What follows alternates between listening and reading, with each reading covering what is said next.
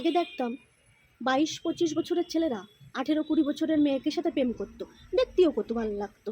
ওমা, এখন নেই 22-25 বছরের ছেলেরা দুর্মা বুড়ি 35-40 বছরের বৌদিকে সাথে প্রেম করে। আমরা কি কিছুই বুঝি না? তুমি কেন ইয়াং মেয়ে থেকে তুমি বৌদিকে ধরিছো? আমরা সবই বুঝি, খালি কিছু কই না তাই, বুঝতে পারিস? হ্যাঁ, বাল গজা হয়েছে সবাই। তোমরা যেরকম বেবদ ভাবো লোকেরা, সেরকম বলদও না লোকেরা, ঠিক আছে?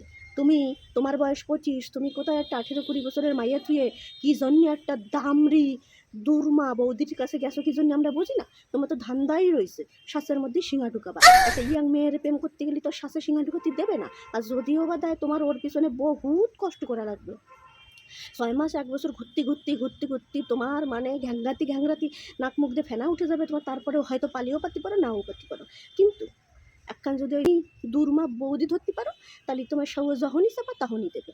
মানে সিঙার মোটে তুমি রেডি করে রাখলেই হলো। বৌদিরে বললেই তোমার একদম শ্বাস পাতায় ধরবে, ঠিক আছে? কোনো তো টেনশন নাই, কোনো ভয় নেই। মানে কি কব আর। আর এদিকে তোমরা কি ভাবতেছো বৌদিটা তোমাকে ভালোবেসে যাচ্ছে? খোকা ওগুড়ে বালি। আরে বৌদি ইজ দ্য অরিজিনাল ভাতার, সেটা তো বাড়িতে লোন করে থুয়ে চলে গেছে বাইরের রাজ্যে কাজে। আর বৌদির ওই টাকা তো শোধাতে হবে নাকি?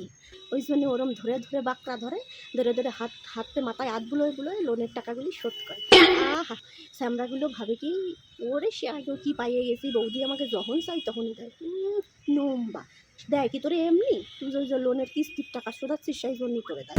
তোর নাই বাড়া পয়সা, তুই বাড়িতে মিথ্যা কথা কয়ে পয়সা নিচ্ছিস, নিজের হাত খরচার টাকাটা সেটা দিয়ে দিচ্ছিস বৌদির ওই সিঙার মধ্যে।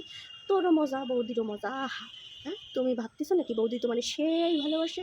মোটেও না। বৌদি দিচ্ছে কিস্তির লোভে তোমার সিঙা পাতায়। আর তুমি ভাবতেছো ইয়াং মেয়ের সাথে প্রেম করলি সাজ পাবো না, ওই জন্য সাজের আশায় তুমিও তোমার হাত খরচার টাকাটা বৌদির ওই জায়গায় দিয়ে দিচ্ছ। বৌদি বেশ, দুইজনেরই একদম ঠিকঠাক। আর এদিকে অরিজিনাল ভাতারগুলো ভাবতেছে লোন করে থুয়ে আইসি, বউ যাও না কোনো প্রকারে শোধ করেই দেবে না, ম্যানেজ করবে না, বউই ম্যানেজ করে লোন শোধাই দেবে না।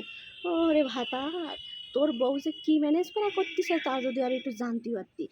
যে সাজ তুই দেখে গেছিস, ম্যানেজ করতে সে সাজের ডিজাইনই পাল্টাই ফেলতেছে। বাড়ি এসে দেখবি না সাজের ডিজাইন পাল্টে গেছে। এরকম ভাই তোর বউ ম্যানেজ করতে বুঝতে পারছিস? তাহলে মোরাল অফ দ্য স্টোরি তুমি কি বুঝলা?